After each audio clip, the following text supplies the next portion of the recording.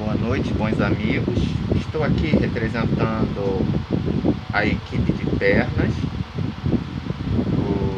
os mais antigos, né, para debater o assunto, né, que a equipe de limpeza lançou. Ela mandou que nós defendêssemos nossas posições, né, sobre o versículo de 1 Coríntios 13, né, quando Paulo se refere ao amor em algumas bíblias ou à caridade em outras bíblias, né?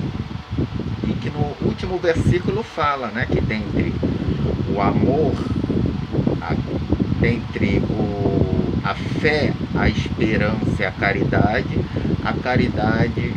é a maior de todas, né?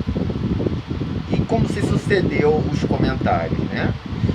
Por si só, a equipe de limpeza direcionou várias posições, ora defendendo um, ora defendendo o outro, não é verdade?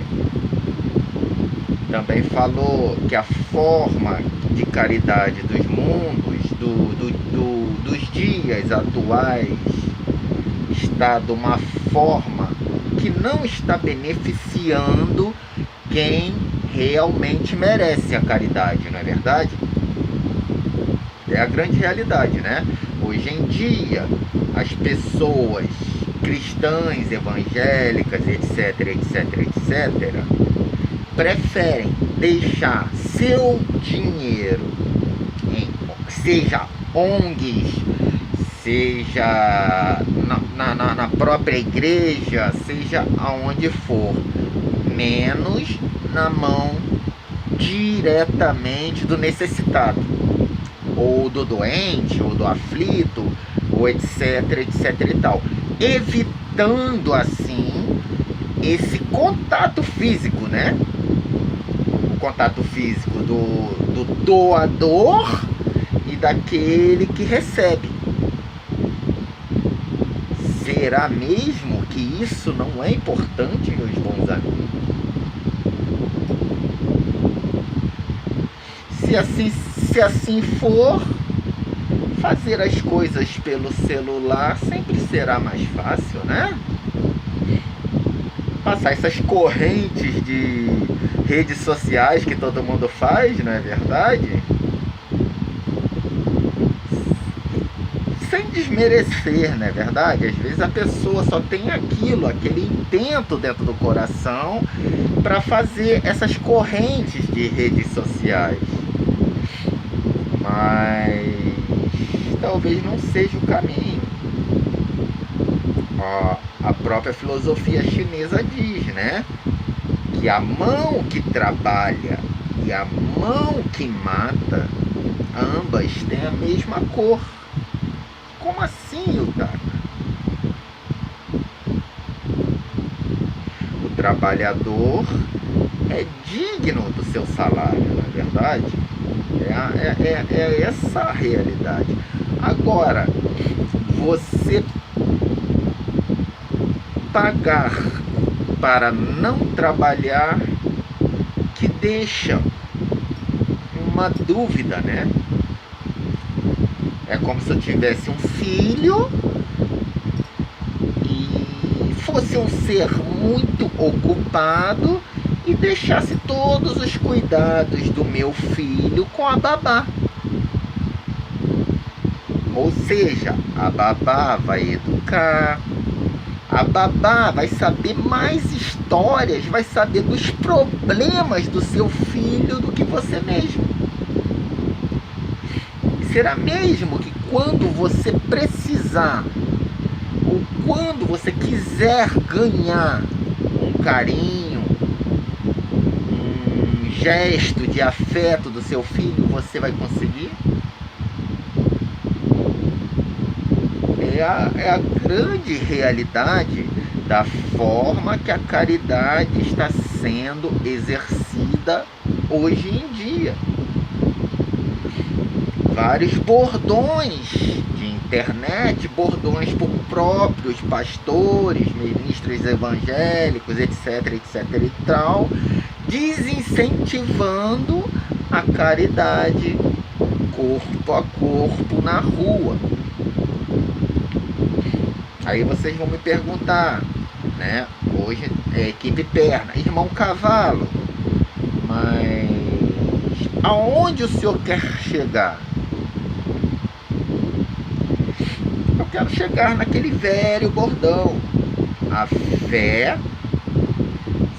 sem obras, ela é morta, meus amigos. Existem pessoas que dizem ter fé fazendo esse tipo de trabalho. Eu não estou dizendo que ajudar uma ONG esteja errado,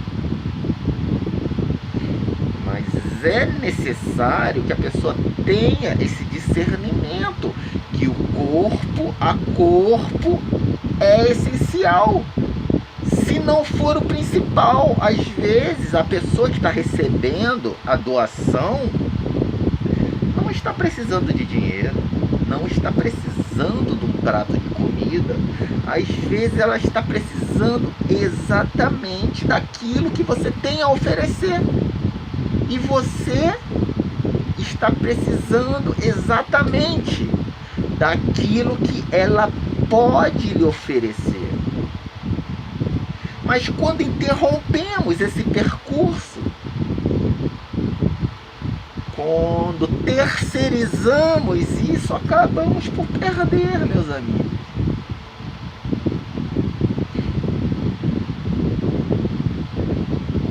Apenas rotulamos nossos filhos. Ah, você tem que aprender com mendigo, a passar fome. Ah, você tem que ver como é que é lá na cadeia. Ah, você tem que ficar doente, etc, etc. Mas não sabemos o percurso, somos tão ignorantes e leigos como nossos filhos. Apenas estamos passando algo que nossos pais ou que nós raciocinamos por si só, do que é um presídio, do que é um hospital, do que é a mendicância, meus amigos. É a grande realidade. E quando nós ensinamos algo que não temos o perfeito domínio, sempre será vão. A própria pregação do Evangelho, sem desmerecer a televisão, mas é o mesmo princípio.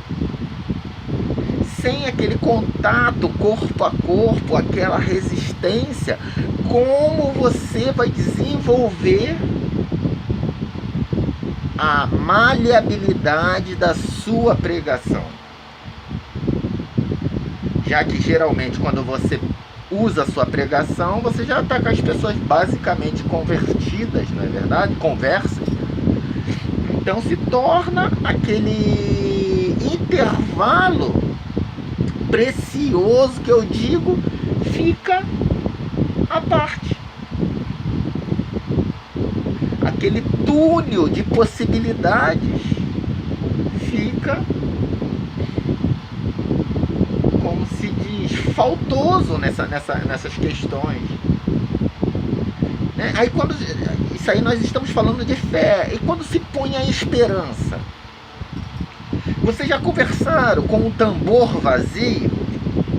Quando a pessoa bate no peito, se assoberba de várias e várias coisas, e você apenas olha e fala assim: nossa, eu com muito menos faço muito melhor.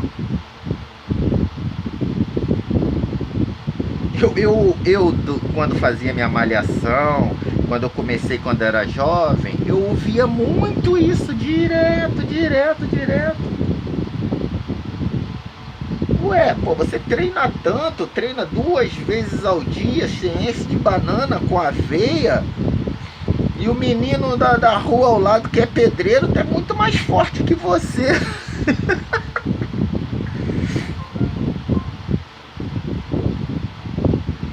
E essas coisas geralmente nos põem uma dúvida e nos desencaminha do nosso foco. Todos todos nós sabemos que o correto é fazer assim, assim, assado. Mas quando uma pessoa que sequer faz o correto faz deveras melhor do que você,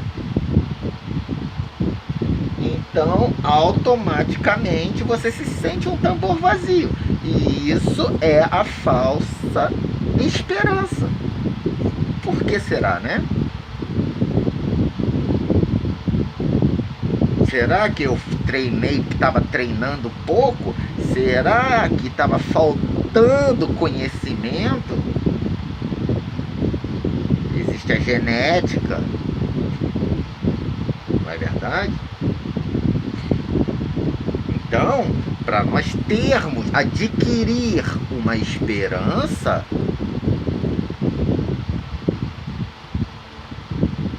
existe uma certa ordem, não é verdade? Quando nós temos nosso filho e ele pede um presente, ele espera receber aquele presente. Mas como receber aquele presente se o filho não tem fé, não tem caridade, não tem utilidade, não tem nada? Não gosta de estudar, só vive no celular, etc, etc e tal. Mas o filho, ele tem aquela esperança. Será que nós vamos dar esse presente que essa criança esperançosa tanto quer? Será mesmo?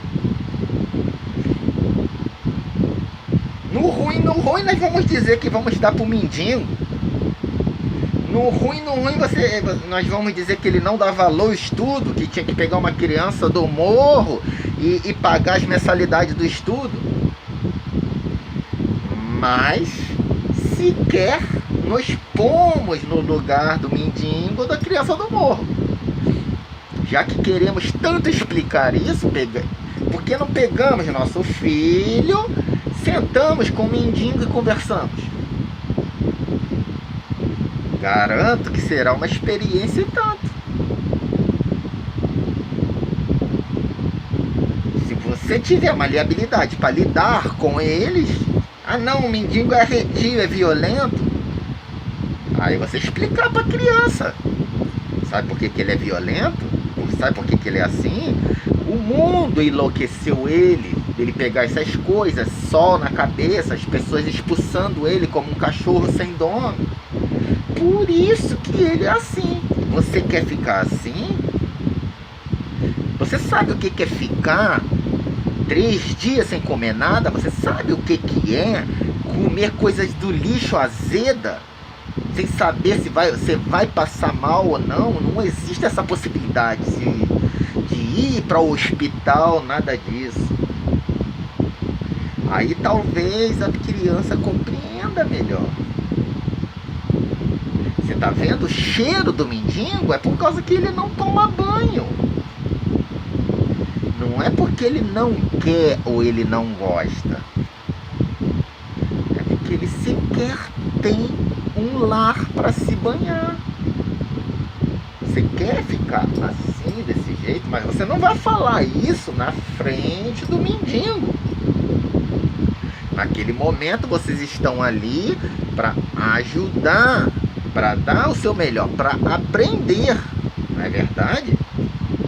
Como se você estivesse numa aula com o professor e o professor estivesse com uma roupa um tanto estranha. Você não vai chegar, professor, sua roupa está estranha. Não, você vai aprender no seu momento. Você pode até comentar, o professor estava com uma roupa estranha, não acha? Sim, isso é normal. O que não é normal as pessoas acusarem. Aí isso, o que isso leva? Leva às vezes a criança a ter uma visão distorcida de mendigo, de bandido, de tudo isso. Aí mendigo está dormindo ali, minha mãe tanto me ameaçou como mendigo, que fica com raiva. O mendigo está dormindo ali, eles vão estar com fogo, tá com pedra. Por quê? porque era o alvo de intimidação que os pais, que o governo, etc, etc, ameaçavam ele. Ah, eu não gosto de índio, o índio é uma raça arredia, etc, etc, tal. Aí a criança escuta aquilo, não entende a história de índio, não entende nada, aí vai tacar fogo no índio. Grande verdade. Tá bom, meus amigos? Então, já tem 15 minutos de vídeo. Vamos iniciar nosso ritual simples, né? Tá um pouquinho quente. Mas o ventilador tá ligado ali. Eu não sei nem se tá fazendo barulho, né? Então vamos.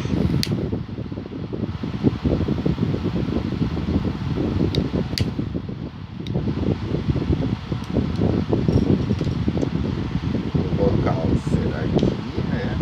A equipe de pernas, né, tem uma relação muito grande com esse elefante aqui, meus amigos. Ele é um elefante removedor de obstáculos. Poderoso, forte, sereno, né? Então ele tem essa energia, na verdade. Primeira vez que eu ouvi foi num catar. Era num catar centim que eu assistindo na TV, quando a pessoa puxou aqui, para dizer a verdade, o movimento é assim. Termina assim, mas quando eu vi, na minha mente só parecia assim. E eu via um monge com aquelas orelhas compridas de monge, muito parecido com um elefante. Não querendo comparar, transformar algo no elefante, não, mas a energia, né, serena, com as mãos aqui.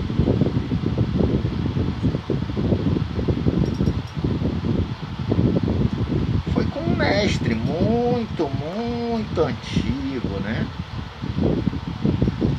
Meu primeiro mestre, que eu tive essa visão. Engraçado que nessa época eu trabalhava com lixo, né? Separando lixo, o que era aproveitável eu pegava para a empresa, e o que não era eu descartava, né? Num latão que um paquistanês vinha com as empilhadeiras e levava.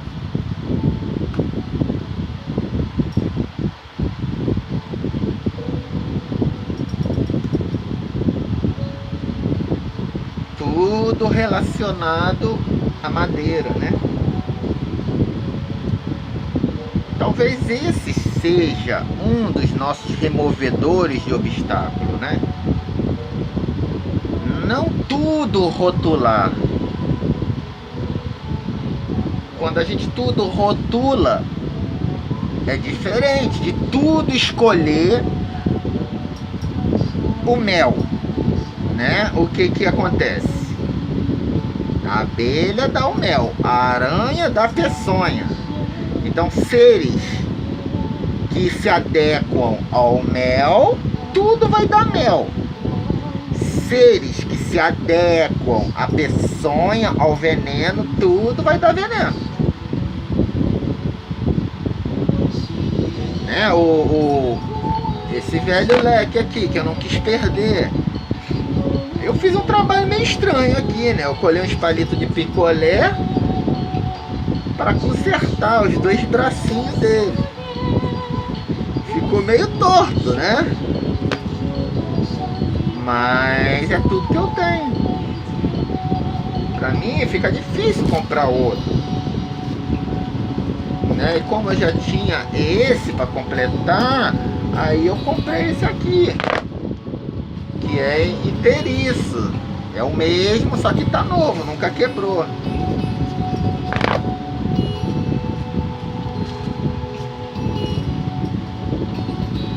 Mas tem. Então, se usarmos a teoria da abelha e da aranha,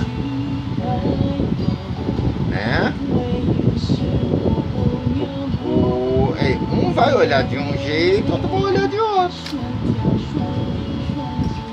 Esse mesmo mestre me ensinou, né? Tudo aquilo que traço narinaro é ok. Tipo assim, tudo aquilo que acrescenta tá tranquilo. Mas aquilo que desestimula, não. É a grande verdade.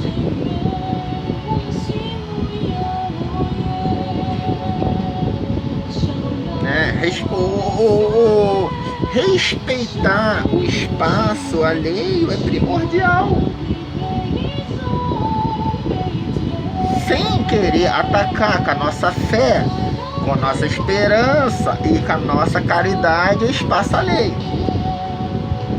Não quer dizer que a gente tenha que respeitar o espaço do nosso filho dentro de casa, que está sobre o nosso teto, né? É preciso de doutrina, de leis, de organização e o próprio ensino do espaço. Mas quando se trata das coisas fora do nosso portão, aí isso é necessário. Mas você vai reparar que aqui não. Aqui no Brasil existem políticas que o governo incentiva, que o povo incentiva, que acaba perdendo sentido. O próprio fato de tudo ter que perguntar desestimula. Às vezes você precisa se concentrar e não consegue. Aí você pergunta, por que tantos acidentes? Por que tanto isso? Por que tanto aquilo? Por essa mente desertora que o tudo perguntar incentiva. Aí você tá, eu não estou falando que não se deve perguntar. Dentro de qualquer escola, qualquer religião diz, é melhor ser tolo por um segundo perguntando do que ser burro por toda a vida. Mas perguntar coisas realmente necessárias. Mas as pessoas hoje em dia se arrumam para sair na rua para perguntar. E isso desestabiliza tanto o motorista como o passageiro. Antigamente nos ônibus vinha um escrito que dizia, né? Pergunte ao motorista somente o indispensável. Hoje em dia não se vê mais isso.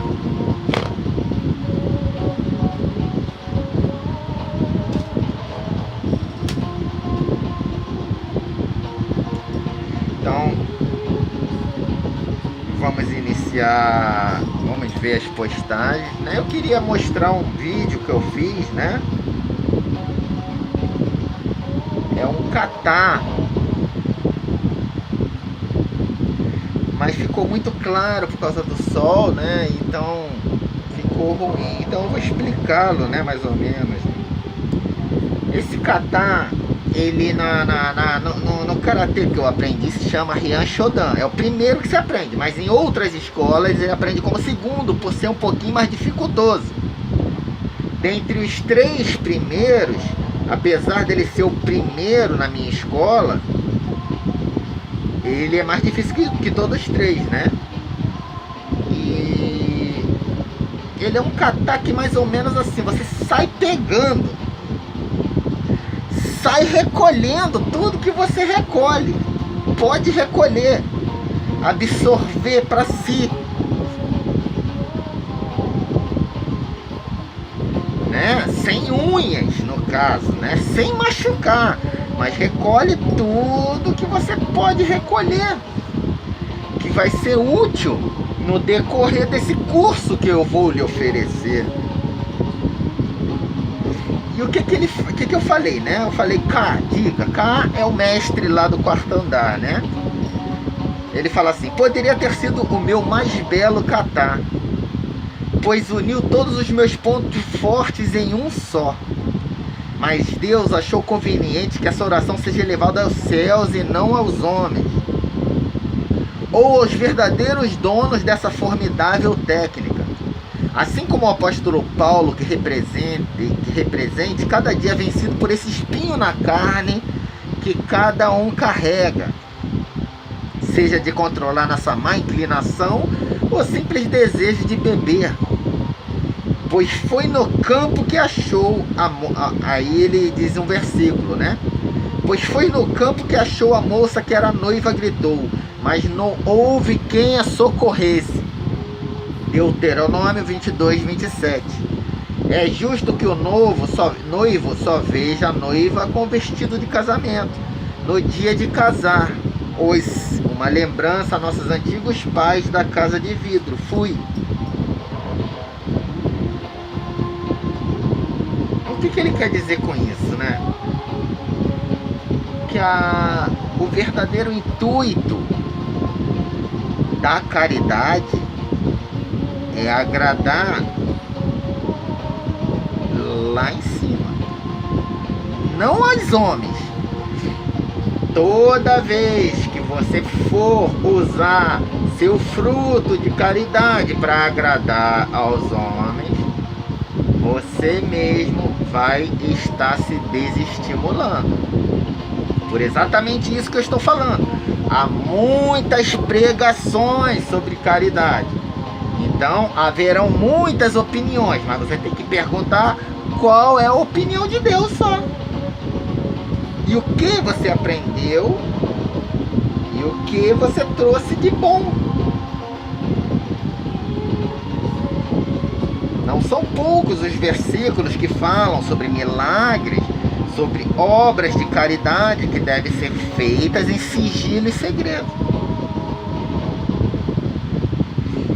Não quer dizer que você não deva repartir, mas fazer a caridade para se exacerbar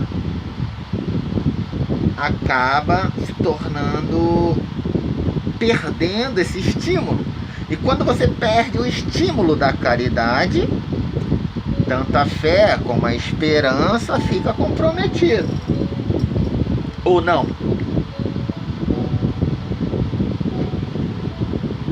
Eu sou um lutador. Eu sou um marombeiro. Então, já que eu perdi o desejo de lutar, para que treinar, não é verdade? Para que honrar aqueles mestres que estão ali? Eu sou um marombeiro. A partir do momento que eu perco o desejo de ensinar aqueles que eles chamam geralmente de franguinho, mas é esses franguinhos que eu quero agradar. Ou talvez uma namorada que eu esteja focalizando, que me dê um chute na bunda e eu quero me apresentar bonito para ela. Então, se aquele franguinho que eu quero agradar, eu perdi aquele estímulo, automaticamente, para aquela namorada, também perdi o estímulo. Para que treinar? Para que fazer dieta rígida? Para que fazer jejum? Perder noite? Para que dormir cedo? Para não catabolizar? Para que se suplementar? Gastar rios de dinheiro com suplemento? Não é verdade? Então, quando a gente perde aquela caridade, automaticamente a fé e a esperança, meu amigo.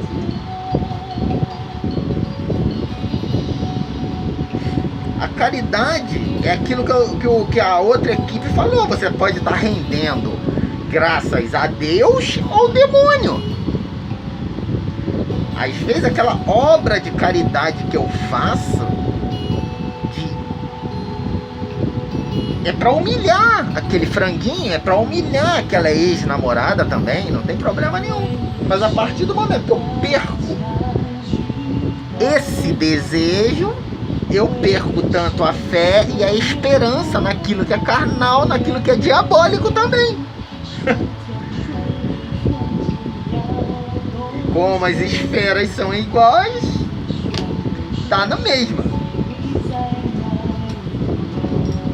Ou você quer ser um bom exemplo, ou você quer ser um demônio na vida da pessoa. Mas para isso precisa agir. Não é verdade? Ou então será aquele velho bordão, aquele velho ditado de redes sociais, né? Desejar o mal da pessoa é como tomar veneno e esperar que ela morra.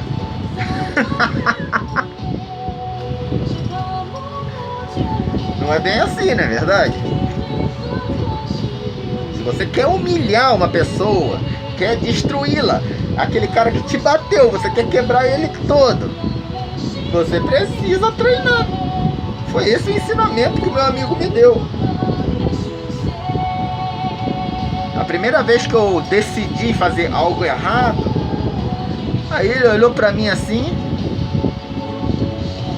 tentando me entender. Aí ele falou assim: tu com essa cara aí de bonzinho, como é que tu vai fazer errado? Aí eu falei: eu não sou tão bonzinho assim não. Ele falou: tu é muito bonzinho, tem que treinar, rapaz. Tem essa de querer fazer o errado sem treinar não. Senão você vai permanecer sempre esse bonzinho.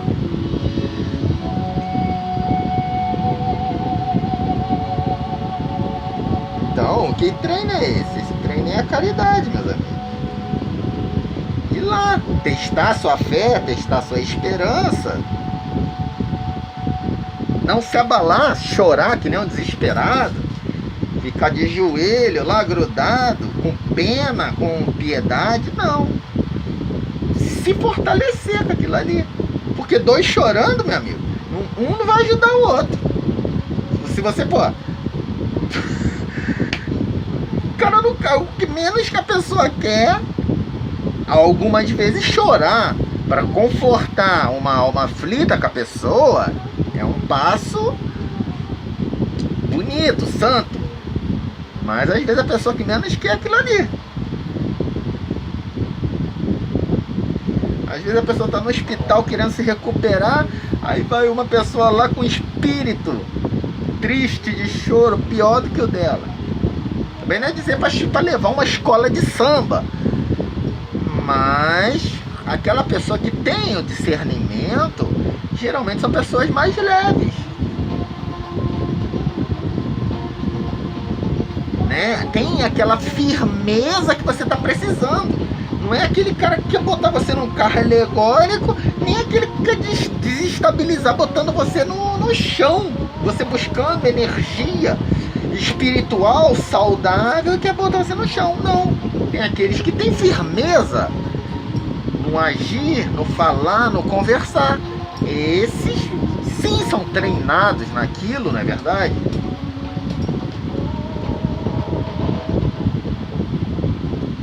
Então, quanto mais você exerce a caridade, a fé, a esperança, mais forte, saudável e consistente você vai se tornando. Não quer dizer que você vai ser um profeta, mas para você fica mais fácil. Porque o intuito, da maior parte das vezes, não é você estar ali sofrendo. É você tá ali apoiando, confortando, sabendo confortar. Afinal, já é uma coisa tão corriqueira para você que se tornou mecânico. Não é verdade? Porque uma casa onde ninguém entende nada, se chegar mais um para não entender, é só despesa. Precisa de alguém que saiba liderar, controlar, fazer o perfeito equilíbrio e a harmonia da situação. Já fez um salvamento na rua? A pessoa tá lá, um monte de ignorante, um monte de gente especulando, só serve para quê? A pessoa sofrendo ali, irritando, ficando mais nervosa, os outros especulando, os outros querendo brigar, assim, ninguém saber fazer nada. Aí chega um médico, chega um bombeiro, faz uma coisa que era simples e as pessoas fazem uma tempestade num copo d'água, só desestabiliza, desarmoniza aquilo que era para ser harmônico. Por isso que eu falo, a fé sem obras ela é morta. Não adianta.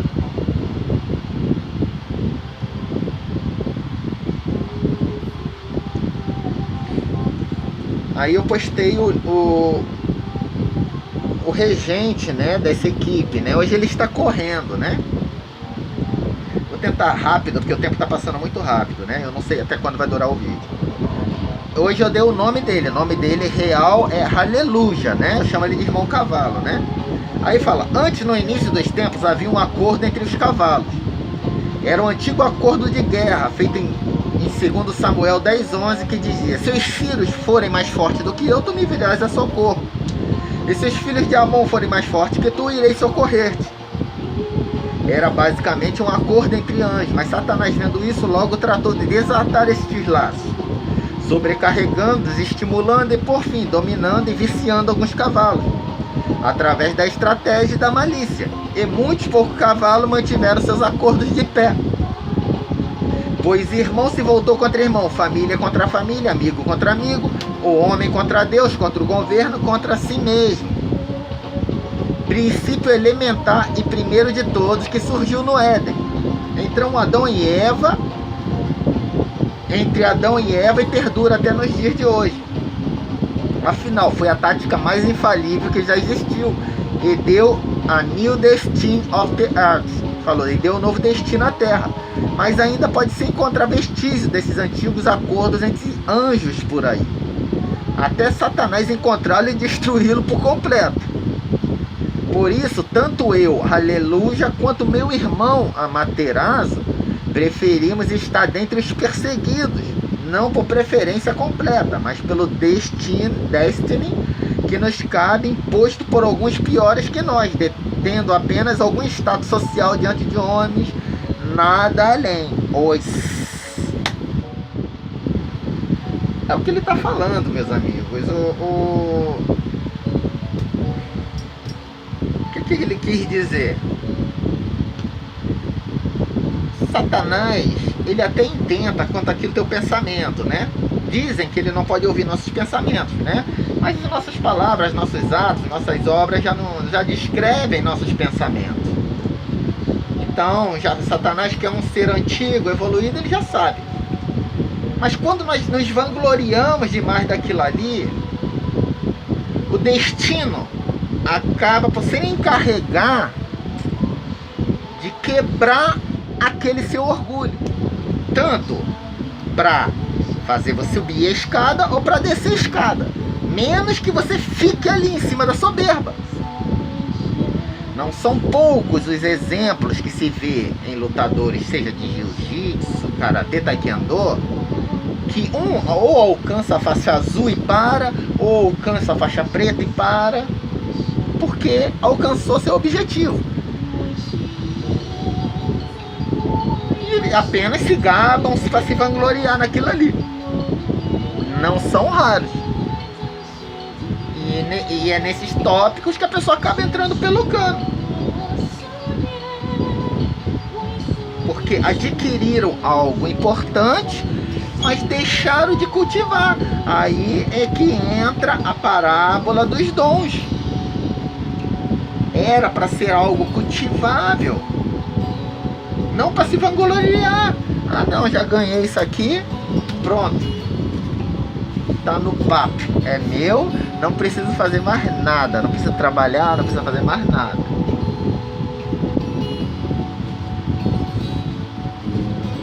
É assim que age o sistema? Não, mas se vocês repararem, muitas coisas são assim, meus amigos.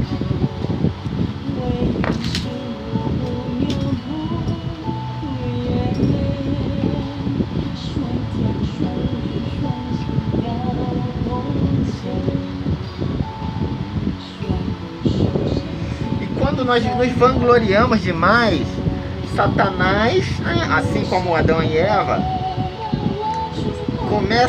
encontra exatamente o seu ponto fraco, que é o ego.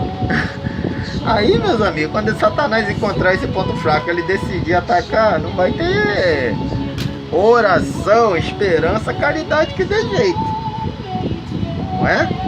É aquela velha lei, né? Aquele que julga estar de pé, acautele-se para que não caia. Se vangloria tanto, é como eu estou usando o mundo das lutas, né? Pessoas tentando troféus, aquela coisa, num monte, segurando aquele pedaço de carne, num monte de tigre, vai pular um ali e vai tirar o pedaço de carne da mão dele. É a natureza.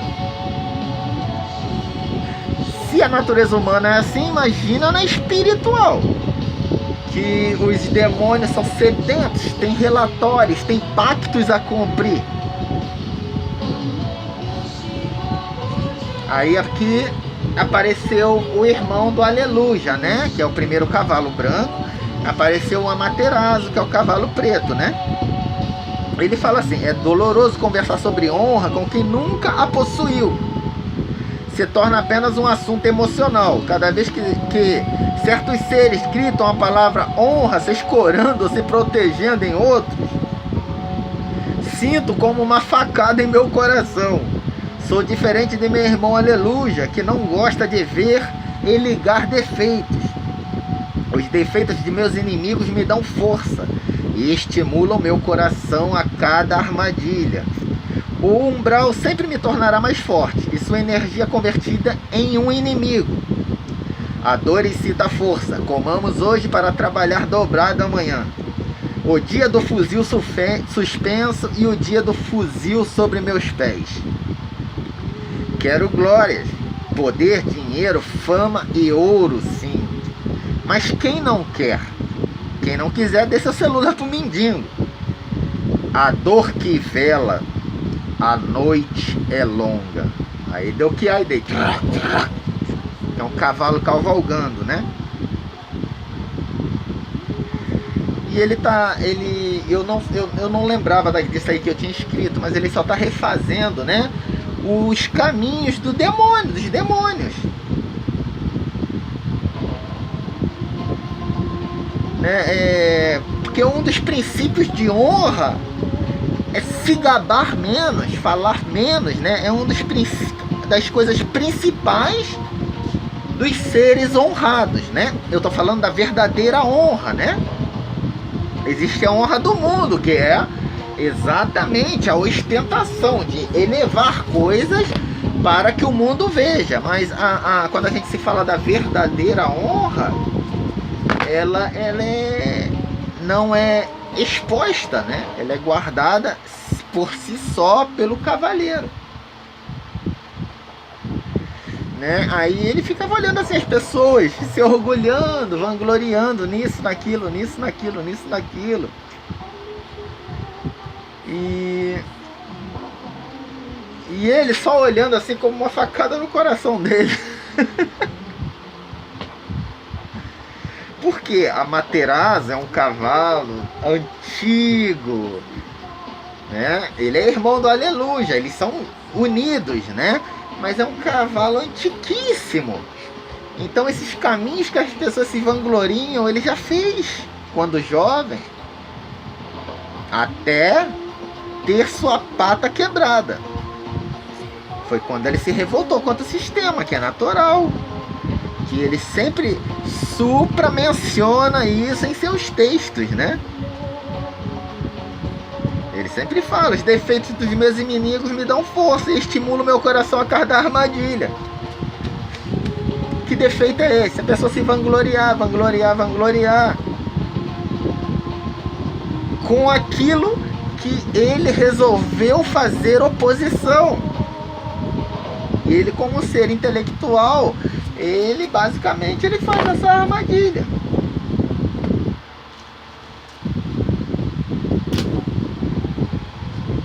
Por isso que a caridade, esse tipo de obras assim, podem ser usadas com exemplo, com discernimento, mas para ficar se vangloriando, dizendo o meu Deus é o maior de todos, como Elias fez, as pessoas têm que entender que elas não são Elias.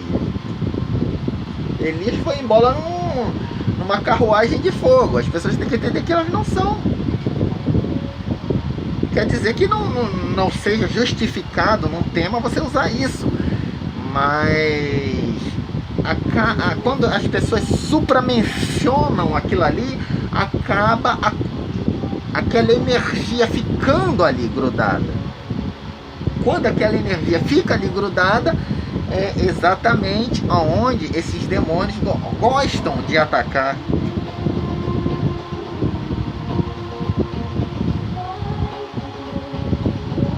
Aí aqui eu postei o samurai, né? Eu posto ele pouco, né? Eu chamo ele de Samurakin. É o nome que eu dei, né? Carinhoso, né? E respeitável ao mesmo tempo, né? Para não ficar usando o nome samurai, que eu não sou muito chegado. Aí eu falo assim, Samurakin, diga. Aí ele fala, confesso que quando os víveres estão escassos, é mais justificável sacrificar o peso morto, mesmo que um companheiro, e decapitar 10 inimigos, do que manter cuidados inúteis. Tudo é uma questão de discernimento, compromisso de honra entre ambos. Mas um homem que nunca fez ou viveu em uma guerra só tem referências de filme de ação, mais nada. Talvez um nordestino lá no meio do sertão, onde tudo falta, saiba explicar e explorar assuntos sobre a verdadeira guerra, do que nossos filhinhos de papai, que a maior boa ação que fizeram na vida foi levar o lixo para fora. Um guerreiro suicida tem que entender os espaços que ocupa dentro de um exército. Guerreiros não nasceram para viver diante de sombras de pena ou esmolas. Por isso, primeiro batalhão de melhores espadachins apostos ao toque de um tambor, quem deseja converter suas lâminas, se manifeste e tome posição no ritual.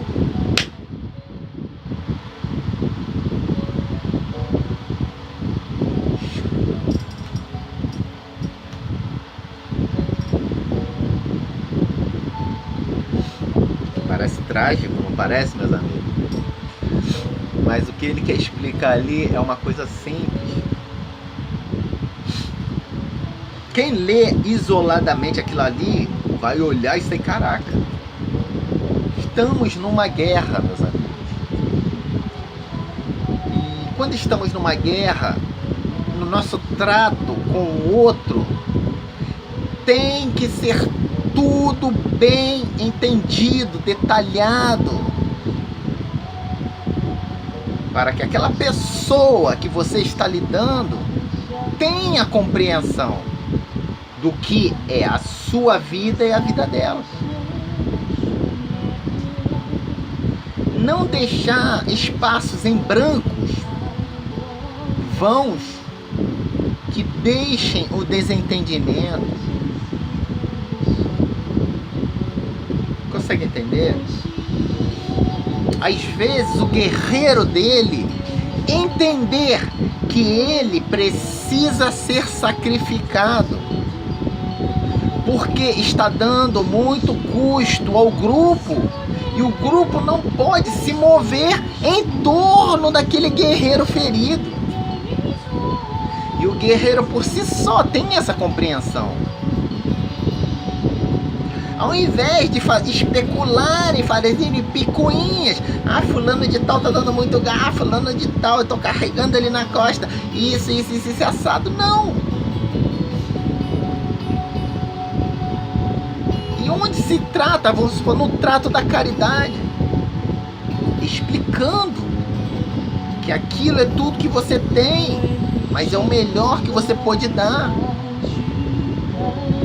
Ele entendendo daquilo, ali vai havendo essas trocas mútuas.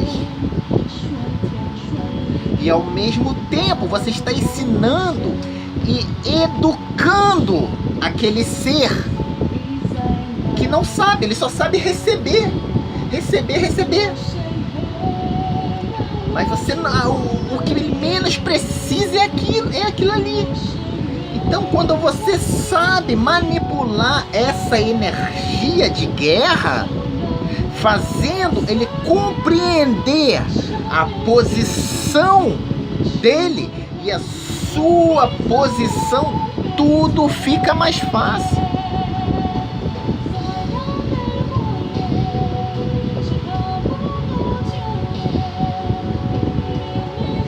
E se tem uma coisa fácil que essas pessoas aprendem, é isso. Quando você se justifica, você está se justificando a ele e a Deus.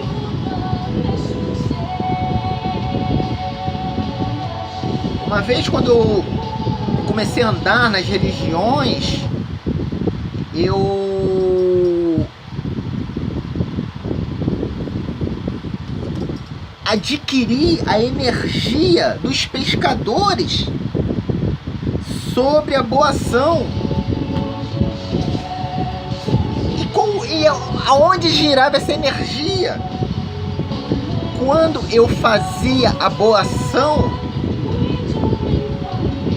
quando eu tava com o bolso cheio de dinheiro, quando eu passava perto daquela pessoa necessitada, Deus falava no meu coração, ela falando comigo, não a pessoa em si, mas Deus.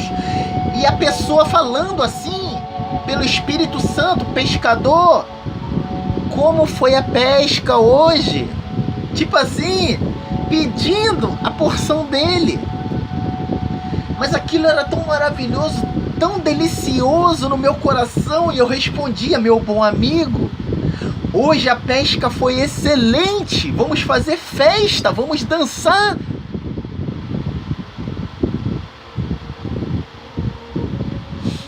E eu oferecia aquele fruto da minha pesca. Quem olhar isoladamente esse verso do samurai vai achar que eu sou um demônio, mas não era. Ele mandou ir lá pro sertão, quando o homem capina um quintalzinho, vem com um dinheirinho, com um pedacinho de queijo para as crianças comer,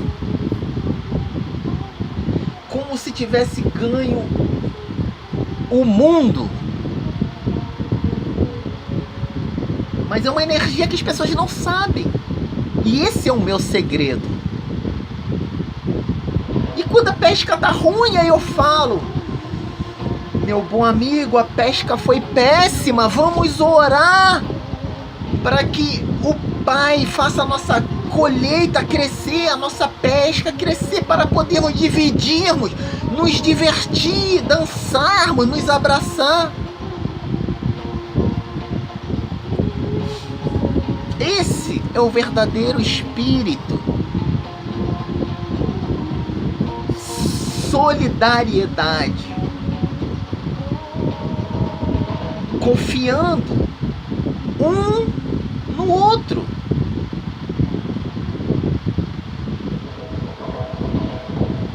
Esse é um dos segredos que eu adquiri. E a energia parece como mel na boca. Não tem...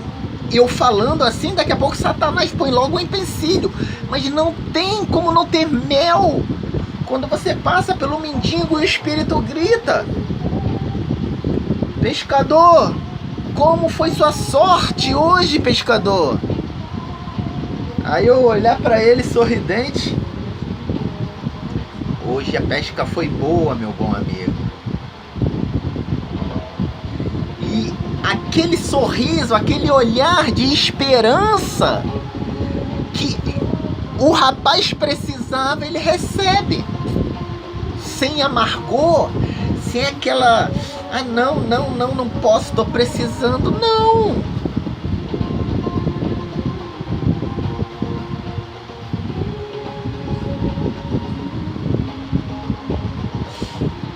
Era tão bom.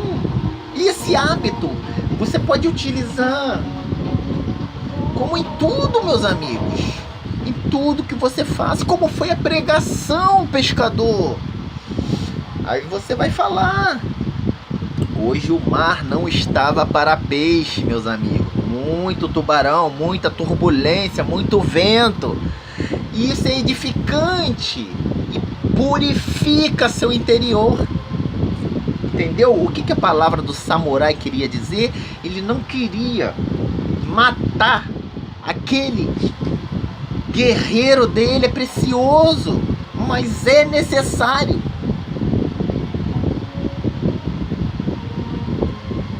Só que as pessoas gostam de especular, picuinhar sobre as coisas. Não.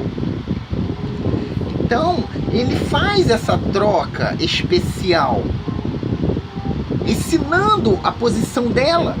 A posição dela é orar para que eu na pesca eu consiga para trazer, para fazer a felicidade. E alguns pegam isso muito rápido, meus amigos. Sabem se aproximar, sabem pedir, sabe se aconchegar a você. E isso é maravilhoso. Mas outros não, porque simplesmente recebem como se fosse uma prática de punição. Não é assim. É preciso o combate, esse combate que eu tô querendo passar para os senhores. Não querendo desestabilizar religiões, igrejas, ONGs, não, mas esse combate.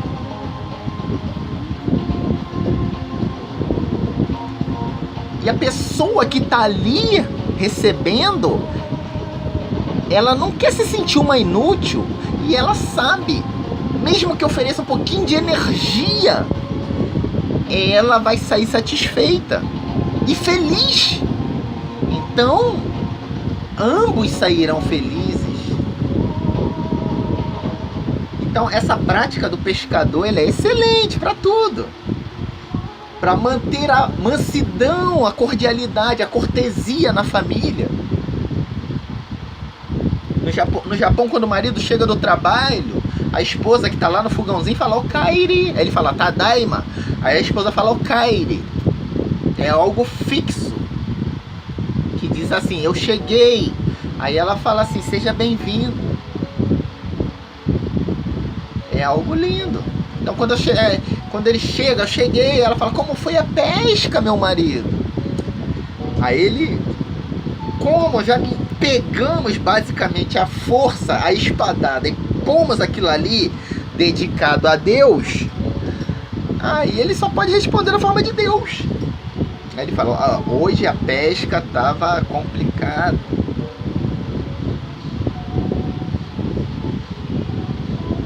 Talvez Deus tivesse aborrecido comigo e me deu várias adversidades para eu superar. Mas lembrando, quando você põe as coisas em nome de Deus, ergue aquele altar lá em cima, o inimigo ele vai ter que batalhar um pouquinho para derrubar isso. Né? Então vamos passar, né? Mas eu confesso que quem lê essa epístola aqui do samurai deve falar assim, nossa, que homem ruim, prefere sacrificar os prisioneiros. Sacrificar não, dá a incumbência dele, né, de guerreiro suicida, né, ambos são suicidas. Aí apareceu o meu bom amigo aqui, que eu amo ele, chamo ele de Abaddon.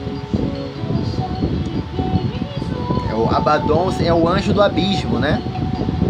Ele fala assim, pele por pele, e tudo que o homem tem dará em troca de sua vida.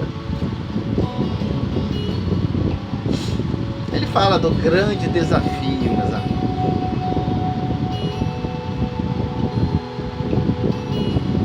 Que Satanás fez a Deus. Para lembrarmos de Jó, sofrimento de Jó, e quanto Jó nos ensinou,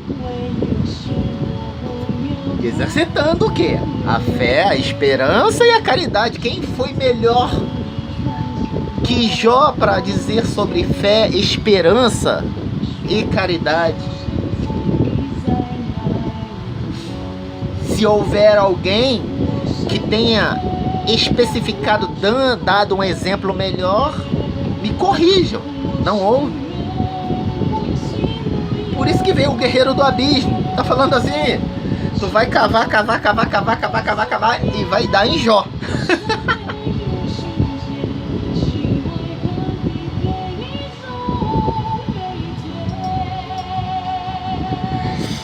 E quando a gente tem esse hábito de caridade, quando nós queremos ensinar, nós geralmente apontamos nosso dedo para comparar aquela pessoa ali, né?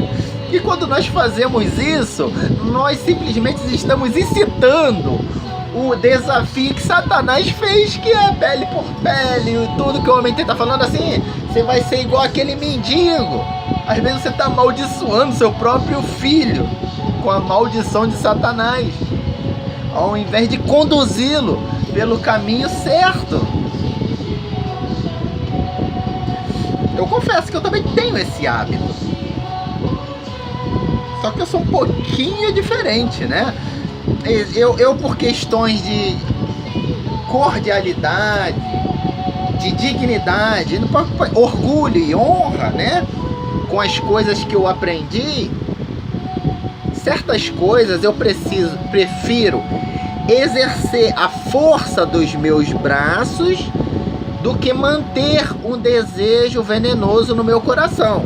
Mais à frente eu vou explicar sobre isso. Então eu prefiro. Então eu não gosto de amaldiçoar. Eu não gosto de fazer esse tipo de coisa, não. Eu prefiro o quê?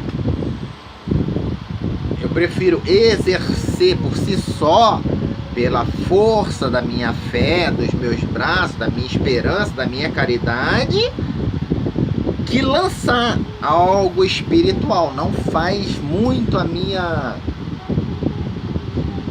forma, né, de agir. Aí eu postei esse rapaz aqui, né? Todos sabem que é o Garça Negra que eu digo, né? Mas eu não para não me titular, né, para as pessoas não acharem que eu tô querendo me tornar um herói, algo assim, eu não pus nem título, né? Só falei assim, olha só o que ele fala, é interessante. A fé separada das obras sempre será morta, serão lembrados apenas por um fantasma perfumado. A esperança sem se aliar à fé serão apenas um tambor oco e barulhento. Quem tem fé ama, quem espera se importa, mas aquele que cuida com sorriso nos lábios ainda é insuperável. Em todos os reinos que tenha ido, nunca vi um ser que não tenha sentido dor. Também nunca vi uma forte que não tenha caído, implorando por sua vida. Quanto mais um ser se estima ser um diamante, mais sofre de dor. O andarilho escolheu seu caminho, sentar sobre seu chapéu de monge e secar como uma planta, até se tornar novamente o adubo da terra. Mas não foi ele que abalou essa harmonia. Essa harmonia foi abalada por homens mal intencionados. E isso é fato. Por isso, ainda nos dias de hoje, permaneço a seu lado. A sua essência de permanecer, de retornar ao pó da terra que se perdeu, me atraiu até ele. Quando um crime fica sem punição, todo o sistema da terra gira em desarmonia. Pois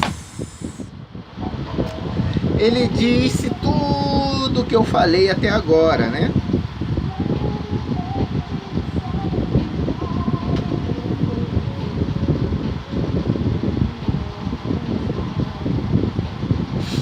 E ele é o Garça, né? O Garça é um excelente pescador, não é verdade?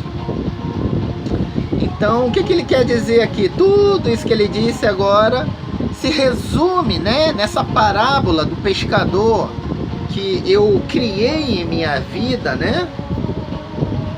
Que seria basicamente um altar de vida, de forma de agradar a Deus, a Jeová, né? E ele fala aqui, né, que essa escolha, que não foi a do mendigo, não foi a do bandido, nada disso, que faz ele estar próximo dessas pessoas. Lembra do início, quando o irmão Cavalo Branco falou que às vezes ele prefere estar entre os perseguidos do que dentre aqueles que se vangloriam? Porque o Garça também, querendo ou não, ele é um escravo da antiguidade.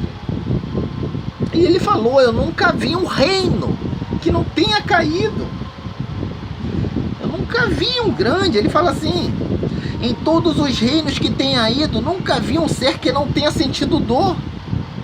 Também nunca vi um forte que não tenha caído, implorando por sua vida. Quanto mais um ser se estima ser um diamante, mais sofre dor. Não é verdade? As pessoas se valorizam demais, se apegam demais a desejos. Então as coisas se tornam difíceis, se tornam abismos, né? E isso é o menos importante. Ele fala dos reinos que ele viu cair, das coisas todas. Ninguém, não existe. Se existiu, foi Jesus.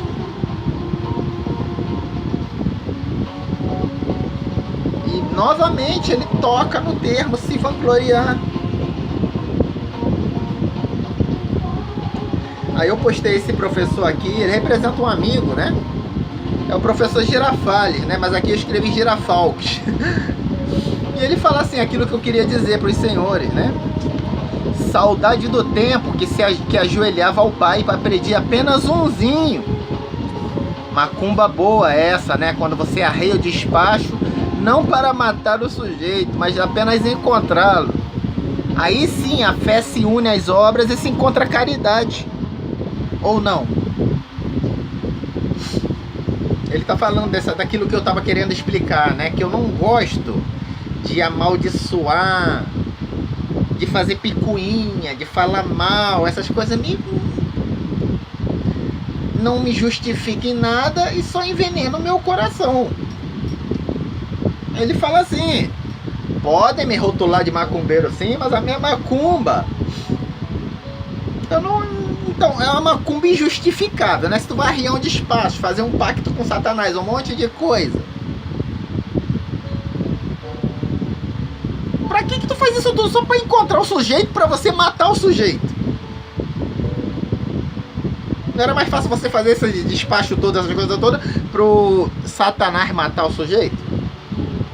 Não, mas aí existe esse pingo de dignidade, de honra, né? De consequências, né? Disposto a galgar essas consequências, existe tudo isso, né? Que é o exemplo de fé e caridade. As pessoas gostam muito de se esconder na sombra dos outros, né? E é o que causa mais esse espírito que as pessoas têm. Eu tô até com esse negócio na cabeça parecendo a Perpétua, de amaldiçoar tudo. Ah, o meu Deus vai vingar, assim, assado. Eu confesso que eu aprendo isso todo lugar que eu vou. Quando eu conto do meu problema, as pessoas falam a mesma coisa. Ah, meu Deus, entrega isso para Jeová. Quem vinga é Jeová.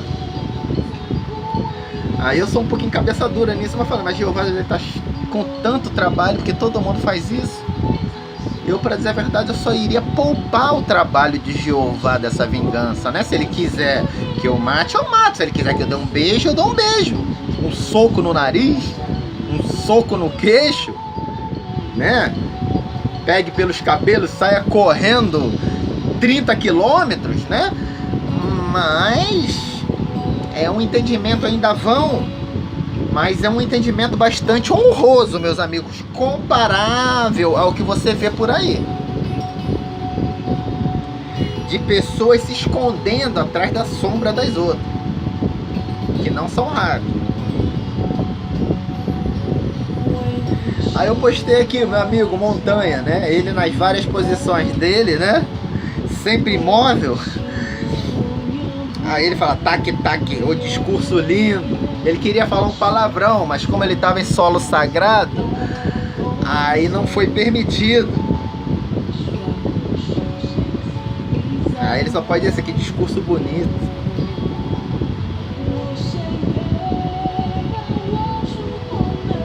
E para finalizar, né, eu postei esse ser aqui. Todo mundo acha que ele é um demônio, mas esse ser é bonito pra caraca, meu Deus.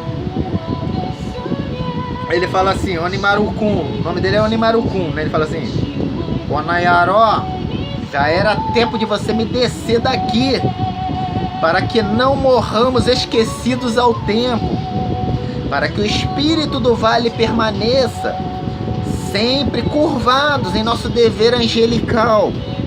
Unamos forças, embaracemos nossos caminhos, e acredite, o umbral é aqui na Terra, mesmo, meu bom amigo. E como o tempo está escasso, ajustemos nossos relógios. O que se atrasar é mulher do padre.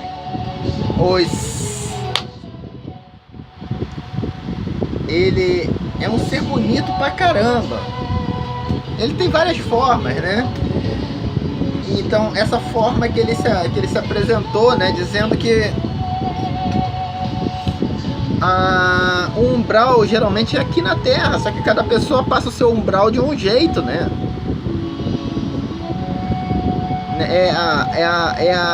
Como é que fala? É a filosofia e religião dele, né? Aí as pessoas morrem e aquela energia que eles acumularam, eles retornam à Terra para renovar, né? Então isso é a energia que ele acredita. Mas faz bastante sentido, né? Quando olhamos aquela pessoa naquele inferno astral de doença, miséria, aí a gente ainda olha assim, será que dá para ficar pior do que aquilo ali? Será que dá para pôr um nariz em cima desse outro nariz, meu amigo? Não dá. Então esse é um umbral. E às vezes o nosso dever, por isso que ele fala da mulher do padre, é estar ali ajudando, aprendendo, para quando nós pegarmos o nosso umbral aqui na Terra. Eu peguei um umbral, eu peguei logo uma carreta de saco de batata de umbral. E confesso, meu amigo, que nenhum foi facinho não. De me abrir meus olhos assim, ver na escuridão e só ver coisa ruim mesmo. Quase todos os umbrais que eu peguei, né? Até lembro da minha amiga filipina falando, como é que tá a ombreira aí? Ela falava, ombreira é o guarda-chuva na língua dela, né? Mas agora que me veio a cabeça, né? Eu tava no umbral. Aí ele tá falando, talvez as várias religiões, cada uma identifica um umbral de uma forma, né? Tanto o mórmon, o kardecismo, catolicismo, budismo, né? Mas para que não se apegue a detalhes, né? É um umbral, né? É como se fosse Deus. Deus não é o nome de Deus. É uma coisa que as pessoas pegam, cultivam e cultuam lá em cima. Mas o verdadeiro nome de Deus não é Deus. E umbral, então são vários umbraus. Eu peguei uns violentíssimos, meu amigo. Violentíssimos mesmo. Como também peguei uns suaves. E desses umbrais, geralmente você encontra alguém que te estendeu a mão para te ajudar, outros não. Outros que não sabiam te ajudar, até tentaram, tinham um coração bom, mas no fim estava atrapalhando.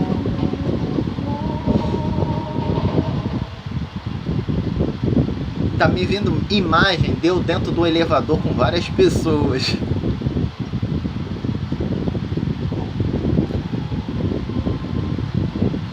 Pelo menos um monte. Um dos umbral, eu sempre conto na minha história, quando eu estava internado, que eu peguei uma velhinha, botei no elevador, apertei o botão para ela descer, mas eu tinha que ter ido junto. Aí, quando ela me olhou assim, assim, com aquele olhar que precisava, pedindo ajuda. Eu já tinha apertado o botão e mandado ela lá pro primeiro andar. Aí não teve jeito, eu comecei a chorar, né? Porque me lembrou daqueles olhares, daqueles umbrais que eu tinha pego, né? Das pessoas me pedindo ajuda e eu não saber. Porque não sabia. Aí só deu tempo de eu correr, e olha que eu tava com a perna quebrada. Correr, chamar a enfermeira, ela falou, liga não, é normal.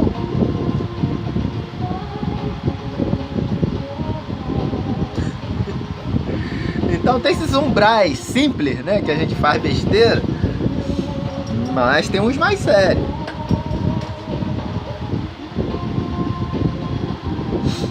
Outro, né, nessa mesma internação, eu tava lá internado, né, aí alguém, o japonês ele é meio assim, alguém botou um maço de cigarro lá na ponta, e eu tava fazendo as minhas caminhadas para exercitar do meu joelho. Daqui a pouco tá uma velhinha andando de cadeira de roda. Só de olhar no olho da velhinha, eu vi que o foco dela, alguém deixou aquele cigarro para ela buscar, e ela não podia fumar.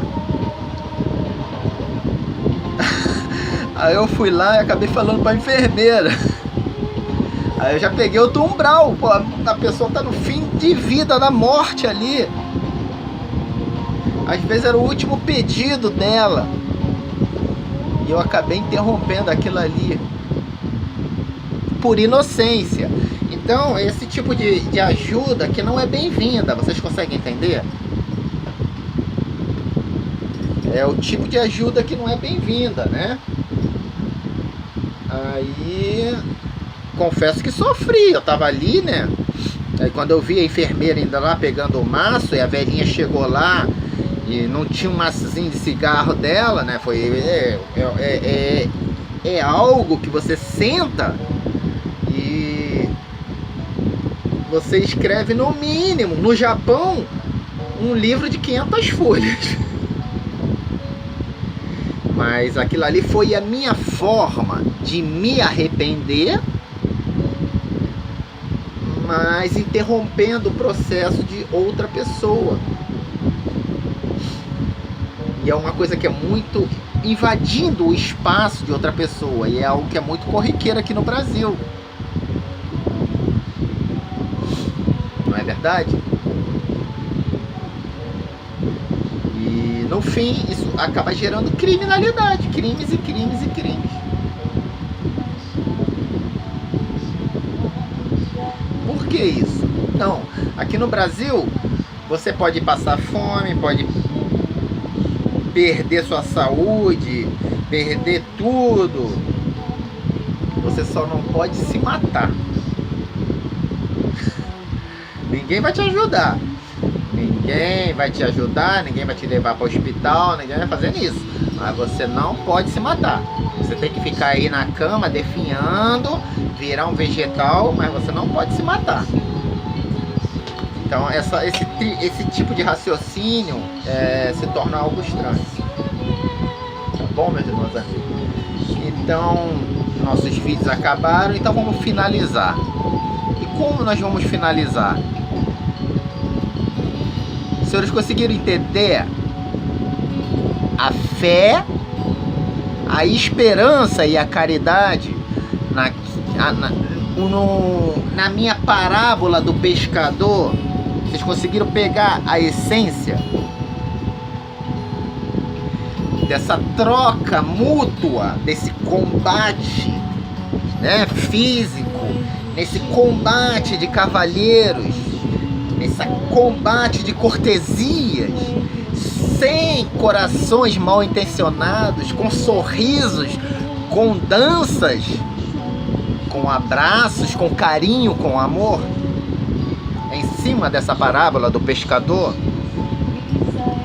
que talvez salve casamentos, que talvez salve obras de caridade, para que talvez salve trabalhos.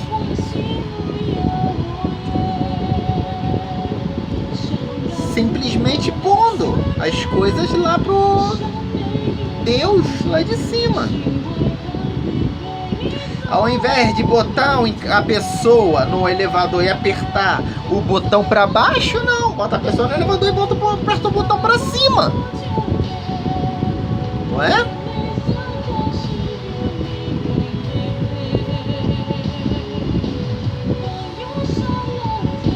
E automaticamente você vai absorvendo essas energias, né? O susto que a pessoa necessitada toma, mano, com aquela sua boa vontade, com aquela sua prontidão, e o susto que você toma, que acaba absorvendo aquela energia, né? Que é uma energia muito exposta no olhar, geralmente, meus amigos. Quando você realmente está feliz e quando você não está. E quando você realmente está no umbral. Eu às vezes, eu até brinco, né? Quando eu digo que é o olhar maroto. Quando eu fico sem entendimento de alguma coisa, ou eu fico tímido, envergonhado, que eu vou para um umbral. Tinha uma menina que eu conheci, ela tinha uma intelectualidade tão gostosa, que quando eu conversava com ela, eu me sentia submisso. Aí automaticamente eu ia para um umbral.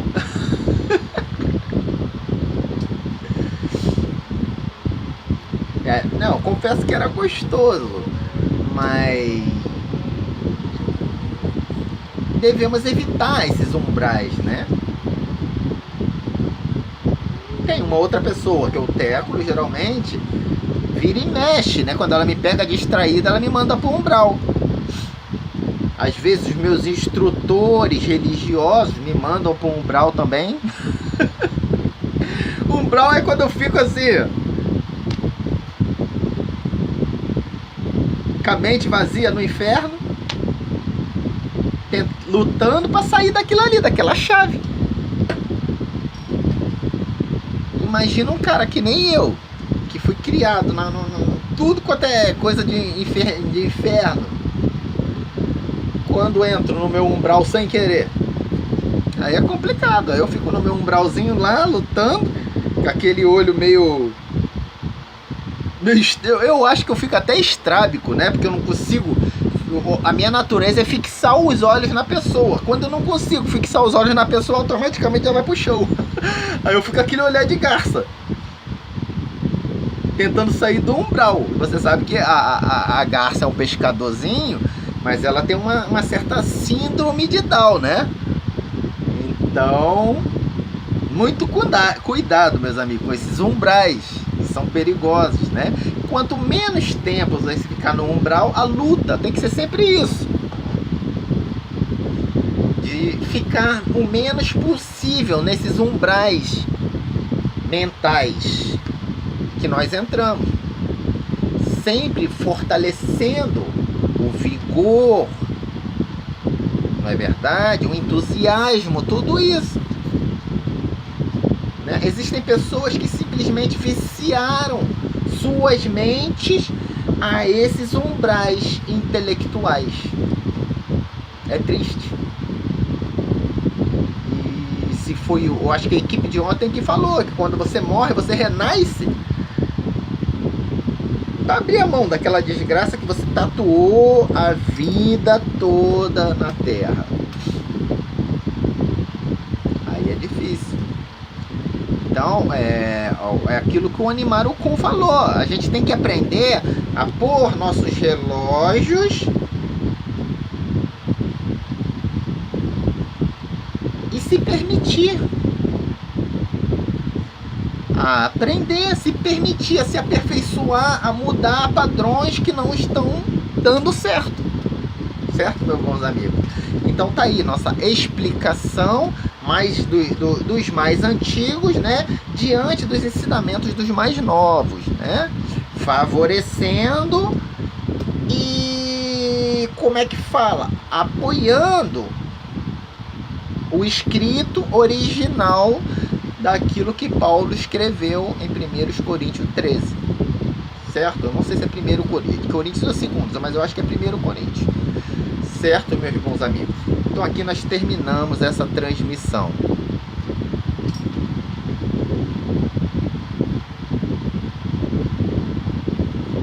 já tô no umbral, viu?